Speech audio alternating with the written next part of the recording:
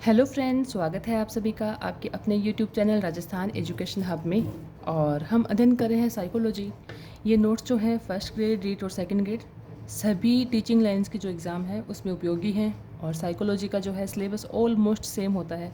बस first grade और रीट की यदि हम बात करें तो वहाँ जाके थोड़ा सा एक यूनिट का फ़र्क पड़ेगा, वो मैं आपको अलग से करवा दूँगी।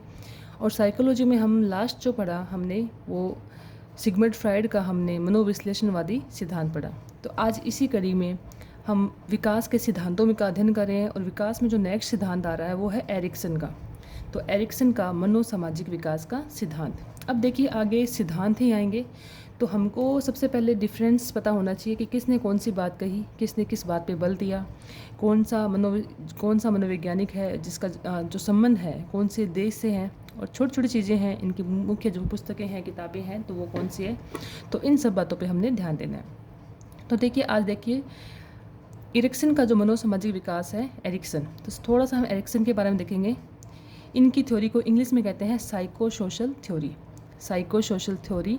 और इनका जो टाइम पीरियड है वो है 1902 से लेकर 1994 तक। ये एक जर्मन अमेरिकन मनोवैज्ञानिक थे और इनका सिद्धांत है नव फ्रायडवाद।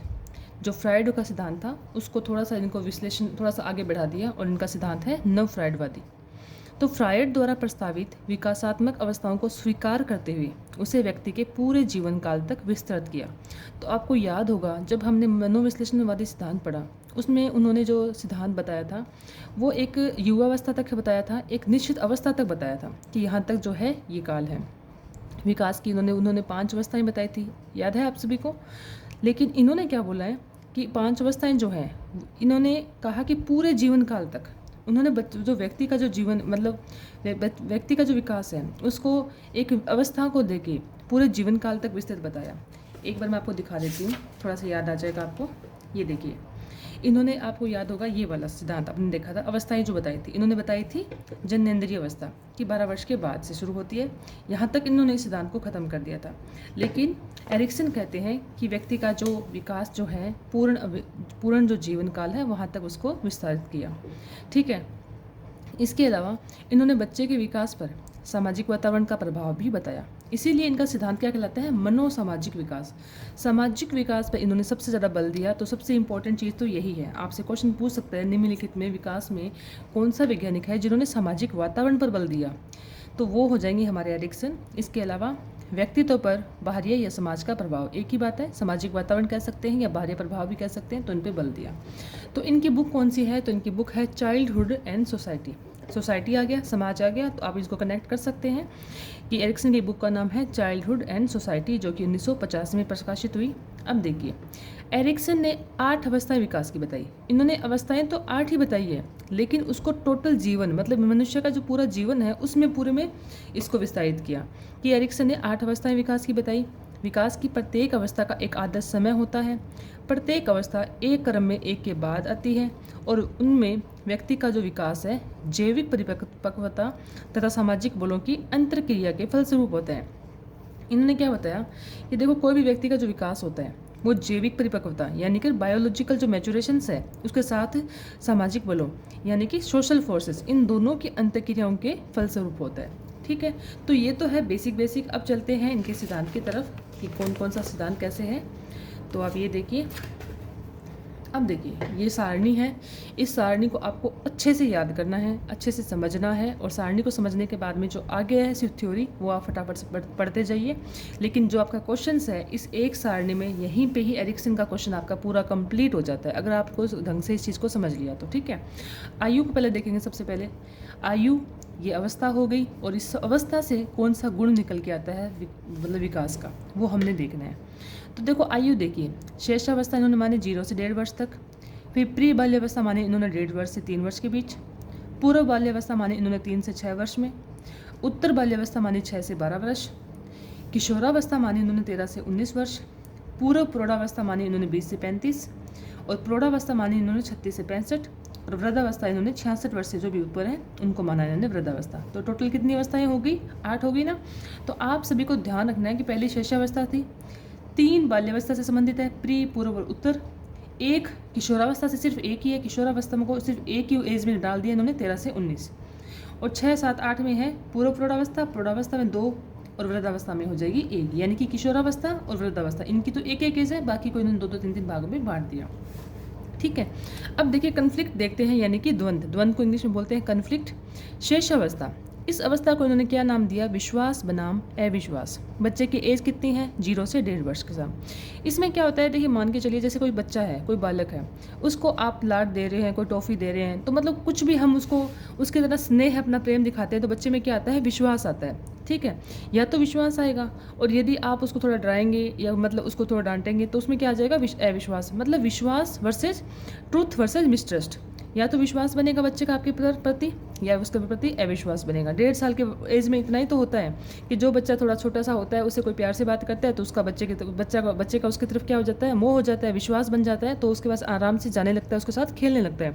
और यदि शुरू में ही किसी बच्चे को डरा दिया जाए तो फिर वो बच्चा उसके पास नहीं आता, यानी कि उसमें क्या बनता है? अविश्वास। तो इन विश्वास बनाम अविश्वास में बच्चे में गुण कौन सा डेवलप होता है? तो गुण डेवलप होता है उसमें आशा, यानी कि बच्चा क्या रखता है? सामने वाले से आशा रखता है। सेकंड कौन सी है? प्री बाल्यावस्था। इसमें होता है स्वायत्ता बनाम शर्म व संदेह। मतलब इसमें बच्चा क्या है? खुद से कुछ काम करना चाहता है। ठीक है, काम करना चाहता है, या तो उसको कर मतलब 1.5 से 3 वर्ष वो आपके घर में जैसे बच्चा है, आप देखते हैं कि 1.5 से 3 साल का बच्चा होता है, वो अपनी माँ के साथ भी कुछ ना कुछ करता रहेगा, जो उसकी माताएं काम करती है, तो वो मतलब खुद से करना चाहेगा। और यदि आपने उसको रोक दिया, डांट दिया, तो फिर बच्चा कैसा हो जाएगा? उसमें बच्चे में शर्म मतलब शर्मिला हो जाएगा, या शर्म या संदेह का गुण जो है उसमें पैदा हो जाएगा। तो इसमें गुण कौन सा विकसित होता है? तो इसमें गुण पैदा होता है चाह का, विल का। क्या कि बच्चा जो इसमें होता है कुछ करना चाहता है, तो चाहत जो विल जो इसका गुण है वो आता है सेकंड अवस्था में, प्री बाल्यावस्था में। इसी तरह हम देखते हैं पूर्व बाल्यावस्था। इसकी एज देखो आप, एज के अकॉर्डिंग चलिए, 3 से 6 साल का है। पहल बनाम दोष, हर चीज़ का पहल करना चाहता है, कोई काम को सीखना चाहता है। ठीक है, और यदि आपने उसको डांट दिया कुछ, तो उसमें क्या है? उसके प्रति एक नेगेटिविटी या उसमें गिल्ट आ जाएगी कि वो मतलब उसको काम को नहीं कर सकता। पहल करना चाहता है वो हर चीज़ से। तो इसमें क्या है? इससे गुण जो विकसित होता है वो उद्देश्य होता है। मतलब बच्चे के पास एक उद्देश्य आता है, उस उद्देश्य से वो कुछ करना चाहता है कि घर वालों के सामने उनको लगे कि हमारा बच्चा कुछ काम कर रहा है। वो अपना उद्देश्य के साथ वो किसी काम की पहल करना चाहता है। तो इससे नेक्स्ट आता है उत्तर बाल्यावस्था। बच्चा हो गया 6 से 12 वर्ष का। अब देखिए परिश्रम बनाम हीनता। बच्चा परिश्रम करना चाहता है, अपनी योग्यता दिखाना चाहता है, और यदि आपने उसको नहीं करने दिया या परिश्रम नहीं होता है तो उसके अपोजिट क्या आ जाएगी? हीनता। परिश्रम के बनाम क्या हो जाएगा? हीनता। अगर नहीं हो पाता है तो उसमें हीनता आ जाती है, इन्फीरियरिटी आ जाती है खुद के प्रति। तो यहाँ पे वो क्या, उसमें कौन सा गुण विकसित हो रहा है? तो उसमें विकसित हो रहा है योग्यता, उसकी क्षमता। वो दिखाना चाहता है कि मेरे में ये क्षमता है, मैं योग्यता है, मैं परिश्रम करना चाहता हूँ। ठीक है, तो नेक्स्ट आती है किशोरावस्था। किशोरावस्था देखो कौन सी होती है? एडोलेसेंस होता है 13 से 19 साल। यहाँ पे बच्चा क्या है? अपनी पहचान बनाना चाहता है। ठीक है, और अगर उसकी पहचान बन जाती है तो ठीक है, अदरवाइज उसमें क्या होता है? रोल कन्फ्यूजन, यानी कि उसमें भूमिका संभ्रांति। उसकी अगर पहचान नहीं बनता है तो वो अपने जो भूमिका है वो नहीं बना पाता है, तो उसमें एक कन्फ्यूजन पैदा होता है, उसको अपने रोल को लेकर कन्फ्यूजन पैदा होता है। तो यहाँ पे उसका कौन सा गुण पैदा हो रहा है? तो यहाँ पे हो रहा है उसकी निष्ठा, फिडेलिटी का जो गुण है वो विकसित हो रहा है। नेक्स्ट देखिए पूर्व प्रौढ़ावस्था। यहाँ पे पूर्व प्रौढ़ावस्था जो है, इसकी एज देखिए 20 से 35 साल है। यहाँ पे या तो उसको किसी से घनिष्ठता होगी, मतलब घनिष्ठता मतलब अच्छे दोस्त बनेंगे, प्रेम का जो रिश्ता है वो उसके बनेंगे, या तो वो बनेगा, और यदि किसी से ऐसा नहीं होता है तो क्या हो जाएगा? अलगाव हो जाएगा उसका। तो या तो इंटीमेसी है, अगर इंटीमेसी नहीं होती तो उसमें आइसोलेशन हो जाता है या अलगाव में रहना पसंद करता है। तो गुण कौन सा विकसित हो रहा है यहाँ पे बच्चे में? तो प्रेम का हो रहा है। अब देखिए आगे आ जाता है प्रौढ़ावस्था। प्रौढ़ावस्था की एज है 36 से 65 साल। यहाँ पे जनरेटिव होती है और स्ट्रेंथ, कि बच्चे में जो क्या है? उत्पादकता है ना। शादी हो जाती है तो यहाँ पे उत्पादकता बढ़ाता है, अगर उत्पादकता नहीं है तो निष्क्रियता आ जाती है उसमें, है ना। तो यहाँ पे कौन सा जो गुण विकसित हो रहा है? अब प्रेम के बाद में क्या गुण होता है? जब प्रेम के बाद में आता है देखभाल, केयर करना, है ना। तो देखभाल और दायित्व का जो गुण है वो आता है प्रौढ़ावस्था में। 36 से 65 साल के एज में जो होता है इंसान में कौन सा गुण होता है? तो देखभाल करने का और दायित्व जो होता है, केयर का जो गुण है वो विकसित होता है। इसके बाद में आता है वृद्धावस्था। वृद्धावस्था की एज देखिए 66 वर्ष से ऊपर जो भी है, 65 से ऊपर वाले सारे वृद्धावस्था में ही आते हैं। यहाँ पे भी क्या है? या तो समग्रता है, समग्रता अगर नहीं है तो फिर क्या आ जाएगी? उसमें निराशा आ जाती है ना। हर चीज़ को समग्र रूप से देखता है, हर चीज़ को कंप्लीटली करना चाहते हैं वृद्धावस्था के जो एज के होते हैं, और उनमें गुण विकसित होता है बुद्धिमत्ता का। अब आप इनको याद कैसे करोगे? इनको 1 से लेकर 8 तक ये आपको लिख के याद करो। शेषावस्था, प्री बाल्यावस्था, पूर्व बाल्यावस्था, उत्तर, किशोरा, ये लिखो। अब देखो यहाँ से देखो, विश्वास बनाम अविश्वास, ये करना ही पड़ेगा छोटी एज का बच्चा। स्वायत्ता बनाम शर्म, अब ये तो हो गए। अब यहाँ पे देखो, पहले ये दो तो आप याद करना, फिर देखना पहल है, इसमें परिश्रम है, यहाँ पे पहचान है। तीनों पी से स्टार्ट होते हैं ना, पहल। तो इसको तो ऐसे याद करो इन तीनों का क्रम कैसे याद करना, और यहीं पे ही स्टूडेंट्स लगभग कन्फ्यूज होते हैं। तो इनकी एक ट्रिक बनाइए कि पहल करो परिश्रम की तो पहचान बनेगी। पहल करो परिश्रम की तो पहचान बनेगी। तो पहल पहले आ जाएगा, फिर पहल, फिर परिश्रम, फिर पहचान। तो आपको ये तो पता होगा ही कि पहल बनाम क्या हो जाएगा, कि पहल का अपोजिट दोष होता है, परिश्रम के अपोजिट हीनता, परिश्रम बनाम हीनता, पहचान बनाम भूमिका। तो इसको ऐसे याद करना, विश्वास, स्वायत्ता 2 याद कर लेना, बीच के जो 3 हैं इनको पहल करो परिश्रम की तो पहचान बनेगी। और इसके बाद में घनिष्ठता, उत्पादकता और लास्ट में समग्रता तो है ही कि वृद्धावस्था में कौन सा गुण विकसित होता है, समग्रता का होता है। प्रौढ़ावस्था में घनिष्ठता वाला होता है, और प्रौढ़ावस्था में जो 36 साल में होता है वहाँ पे जनरेटी विकसित होती है। वहाँ पे जो बच्चे होते हैं, परिवार जो बढ़ता है, वो सारा इसमें आ जाएगा। तो इस तरह से इन चीज़ को आप लर्न करना। और अब बात करते हैं, अगर इस सिद्धांत को, एरिक्सन के सिद्धांत को यदि हम कंपेयर करें, अगर हम कंपेयर करते हैं फ्राइड के सिद्धांत से, तो देखो मैंने यहाँ पे थोड़ा सा मैंने अपनी सहूलता के लिए बनाया था, लेकिन आप भी देख सकते हैं कि फ्राइड के सिद्धांत में क्या था।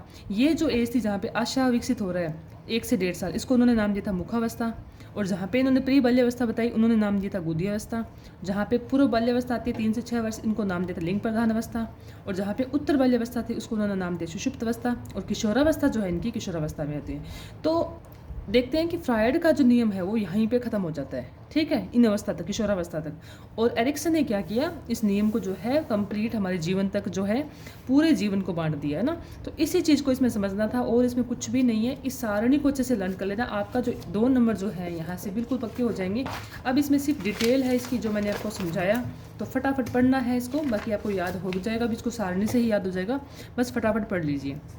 कि विश्वास बनाम अविश्वास, एज 0 से 1.5 वर्ष। यह अवस्था फ्रायड के मनोलैंगिक विकास की मुखावस्था से मिलती है। जिन बच्चों को माता पिता या अन्य देख रेख करने वाले व्यक्तियों का उचित स्नेह, प्यार, ध्यान मिलता है, तो बच्चे में क्या होता है, विश्वास का भाव विकसित होता है। और यह सब ना हो तो अविश्वास का भाव विकसित होता है। बालक में स्वस्थ व्यक्तित्व का विकास इस बात पर निर्भर करता है कि उसका बालक में उसके अविश्वास के अनुपात में विश्वास की मात्रा कितनी अधिक है।